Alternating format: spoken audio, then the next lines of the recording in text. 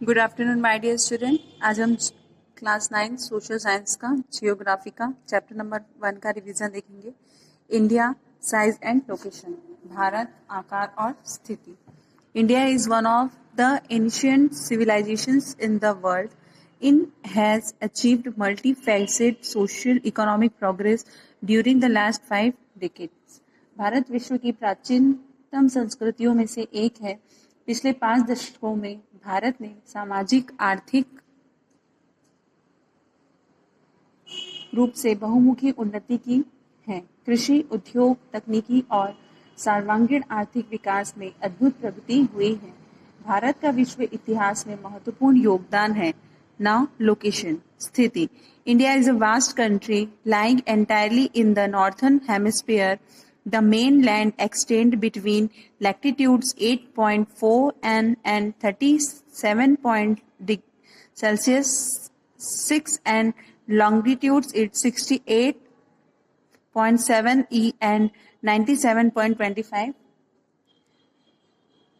भारत एक विशाल देश है। यह उत्तरी गोलार्ध में स्थित है। इसका मुख्य भाग 8.4 उत्तर से 37.6 उत्तर अक्षांश तथा 68.7 पूर्व से 97.25 पूर्व देशांतर तक है। कर्क रेखा 23.30 उत्तर में देश को लगभग 2 बराबर भागों में बांटती है। मुख्य भूभाग के दक्षिण पूर्व में अंडमान और निकोबार द्वीप समूह, बंगाल की खाड़ी में तथा दक्षिण पश्चिम में लक्षद्वीप द्वीप समूह, बंगाल की खाड़ी में तथा दक्षिण पश्चिम लक्षद्वीप समूह अरब सागर में स्थित है। अपनी एटलस की सहायता से इन द्वीप समूह का विस्तार अधिक है। Now, size. The landmass of India has an area of 3.28 million square kilometer. India's total area accounts for about 2.4% of the total geographical area of the world. Bharat में भूभाग का कुल क्षेत्रफल लगभग 32.8 लाख वर्ग किलोमीटर है। भारत का क्षेत्रफल विश्व के कुल भौगोलिक क्षेत्रफल का 2.4% है। स्पष्ट है कि भारत विश्व का 7वां सबसे बड़ा देश है। भारत की स्थल सीमा रेखा लगभग 15,200 किलोमीटर तथा समुद्री तट रेखा अंडमान और निकोबार द्वीप समूह तथा लक्षद्वीप समूह के साथ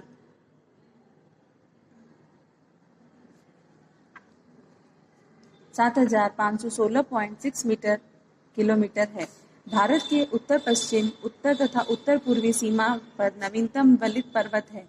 इसके दक्षिण का भूभाग उत्तर में चौड़ा है और 22 डिग्री उत्तरी अक्षांश से हिंद महासागर की ओर सकरा होता है।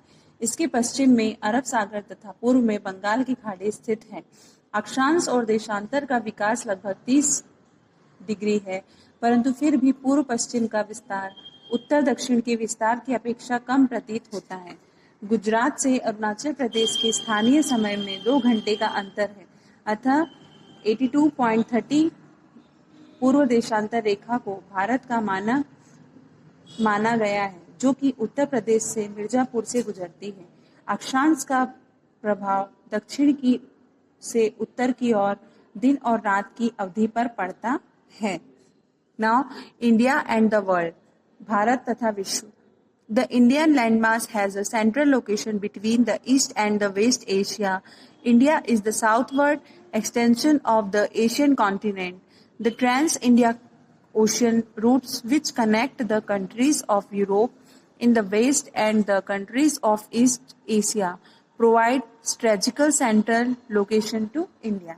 भारतीय भूखंड एशिया महाद्वीप के पूर्व और पश्चिम के मध्य भाग में स्थित है। भारतीय भूभाग एशिया महाद्वीप का दक्षिणी विस्तार है।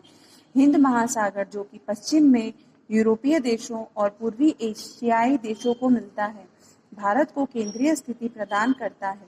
दक्षिण का पठार हिंद महासागर में शीर्षवत फैला हुआ है और पश्चिम एशिया, अफ्रीका और यूरोप के देशों के साथ साथ पूर्वी एशिया के देशों से भी पूर्वी तट के माध्यम से निकटतम संबंध बनाए हुए है। Now this is the country Russia's point is 70.09. Canada's point is 9.98. USA's point is 9.83. China 9.60. Brazil 8.51. Australia 7.69. And India is 3.28. United Nations Demographical Yearbook 2015, according to 2015. This is the map showing extent and standard meridian, Bhutan, Bangladesh, Myanmar, Arabian Sea, Lakshadweep, Ocean, China, Tibet, Bhutan, Bangladesh, Tropical of Cancer, Myanmar,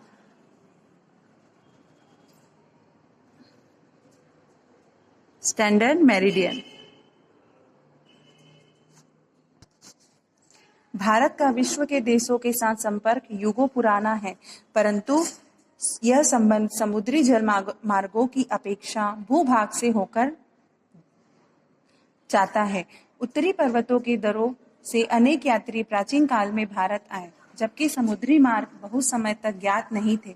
इन मार्गों से प्राचीन समय से विचारों और वस्तुओं का आदान प्रदान होता है। भारत का पश्चिमी, मध्य और पूर्वी एशिया तथा दक्षिण एशिया के पड़ोसी देशों के साथ एक अद्भुत संपर्क रहा है। इसी प्रकार उपनिषदों के विचार, रामायण तथा पंचतंत्र की कहानियां, भारतीय अंक एवं दशमलव प्रणाली आदि संसार के विभिन्न भागों तक पहुंच सके। मसाले, मलमल आदि कपड़े तथा व्यापार के अन्य सामान भारत से विभिन्न देशों को ले जाए जाते थे। इसके विपरीत यूनानी स्थापत्य कला तथा पश्चिम एशिया की वास्तुकला के प्रतीक मीनारों तथा गुंबदों का प्रभाव हमारे देश के विभिन्न भागों में देखा गया है। इंडियाज नेबर्स, भारत के पड़ोसी देश। India occupies an important strategical position in South Asia. India has 28 states and 9 union territories. Bharat का दक्षिण एशिया में एक महत्वपूर्ण स्थान है। भारत में 28 राज्य और 9 केंद्र शासित क्षेत्र हैं। भारत की भूमि की सीमाएं उत्तर पश्चिम में पाकिस्तान और अफगानिस्तान के साथ, उत्तर में चीन, नेपाल और भूटान के साथ तथा पूर्व में म्यांमार और बांग्लादेश के साथ है। दक्षिण में समुद्र पार कर पड़ोसी 2 द्वीपों समूह राष्ट्र श्रीलंका और मालदीव हैं। भारत और श्रीलंका के बीच में छोटी समुद्री रास्ता, पाक जल संधि तथा मन्नार की खाड़ी है। मालदीव लक्षद्वीप समूह के दक्षिण में स्थित है। अपने पड़ोसी देशों के साथ भारत के भौगोलिक और ऐतिहासिक संबंध बहुत अच्छे हैं। अपनी एटलस में एशिया के मानचित्र में देखा कि भारत कैसे अलग दिखाई देता है। Here our lesson is finished. Now, अब हमें इसके choose the correct. The Tropic of Cancer does not pass through. So the answer is Orissa. The easternmost longitude of India is 97 degree 25. ठीक है। कर्क रेखा किस राज्य से नहीं गुजरती? राजस्थान, छत्तीसगढ़, उड़ीसा या त्रिपुरा? तो answer is Orissa. The eastern most longitude of India is, Bharat का सबसे पूर्वी देशांतर कौन सा है? तो 97.25 पूर्व। Uttarakhand, Uttar Pradesh, Bihar, West Bengal and Sikkim have common frontage with. Uttarakhand, Uttar Pradesh, Bihar, Paschim Bengal और सिक्किम की सीमाएं किस देश को छूती हैं? तो the answer is Nepal. If you intend to visit Kavarti during your summer vacation, which one of the following union territories of India you will be going? So answer is Lakshadweep. My friend hails from a country which does not share land boundary with India. Identify the country. तो answer is Tajikistan. मेरा मित्र एक ऐसे देश के निवासी है जिस देश की सीमा भारत के साथ नहीं लगती। तो भूटान, बांग्लादेश, नेपाल की तो लगती है, बट एक और वो है ताजिकिस्तान की नहीं लगती। अब उसके बाद है answer the following question briefly. Name the group of island lying in the Arabian sea. Arab Sagar तथा बंगाल की खाड़ी में स्थित समूहों के नाम बताइए।